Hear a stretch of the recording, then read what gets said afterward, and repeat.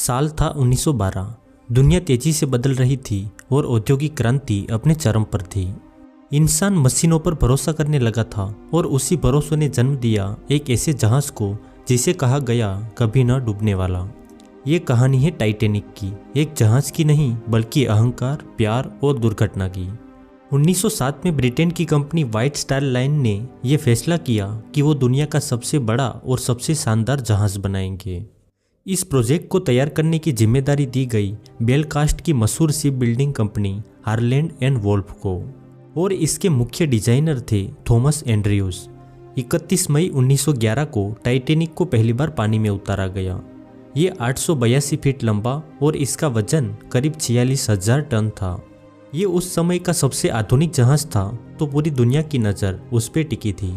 Designer ने Titanic को बनाने में कोई कसर नहीं छोड़ी थी।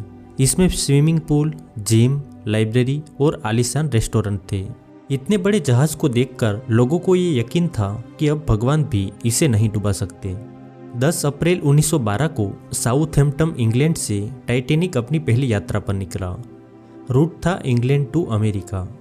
जहाज के कैप्टन थे एडवर्ड स्मिथ और ये उनकी आखिरी यात्रा होने वाली थी क्योंकि वो रिटायर होने वाले थे।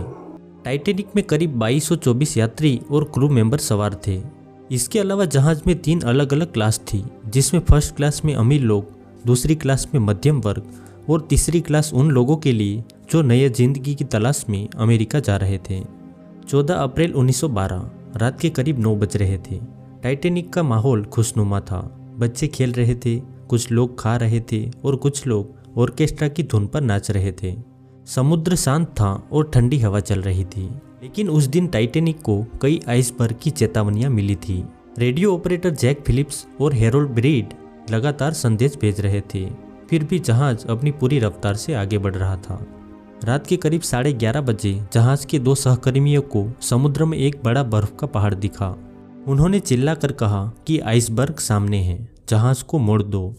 लेकिन तब तक बहुत देर हो चुकी थी। थोड़ी ही देर में टाइटैनिक ने इस बड़े पहाड़ को जोरदार टक्कर मारी।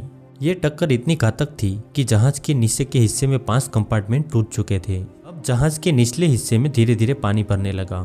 टाइटैनिक के डिजाइनर थॉमस एंड्रयू ने जांच के बाद कहा कि अब यह जहाज 2 घंटे से ज़्यादा नहीं टिक पाएगा। ये सुनकर चारों ओर अफरा तफरी फैल गई।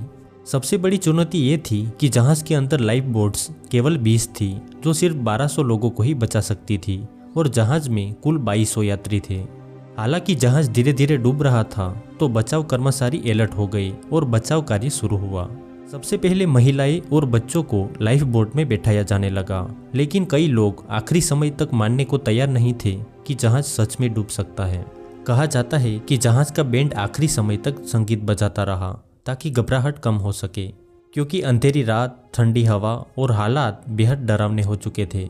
अब धीरे धीरे जहाज में पानी भरता गया, जिससे जहाज का अगला हिस्सा नीचे झुकने लगा। रात के करीब 2:20 पर टाइटैनिक 2 हिस्सों में टूट गया और इसी के साथ जहाज में मौजूद सारे लोग समुद्र में गिर गए। पानी का तापमान लगभग 0 से नीचे था, तो कुछ ही मिनटों में लोग मरने लगे। इस घटना के करीब 2 घंटे बाद बचाव के लिए जहाज RMS पहुंचा और बचे हुए लोगों को सुरक्षित निकाला गया। कुल मिलाकर लगभग 700 लोग ही बच पाए थे, जबकि 1500 से अधिक लोगों की जान चली गई थी।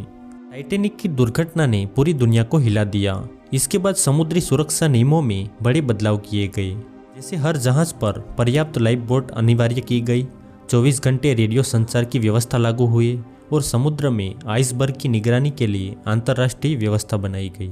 साल 1985 में समुद्र वैज्ञानिक रॉबर्ट बेलार्ड ने अटलांटिक महासागर की गहराई में टाइटैनिक का मलबा खोज निकाला। समुद्र से लगभग 12,000 फीट नीचे जहाज 2 हिस्सों में टूटा हुआ मिला। इसके अलावा 1997 में डायरेक्टर जेम्स कैमरॉन ने फिल्म टाइटैनिक बनाई। इस फिल्म में लियोनार्डो डी कैप्रियो और कैट विल्सेट ने मुख्य भूमिका निभाई थी। फिल्म ने 11 ऑस्कर जीते और इतिहास की सबसे सफल फिल्मों में से एक बन गई। दोस्तों, ये घटना हमें सिखाती है कि कोई भी चीज़ अजेय नहीं होती, लेकिन इंसान का घमंड और तकनीक पर अंधविश्वास इंसानियत को मार देता है।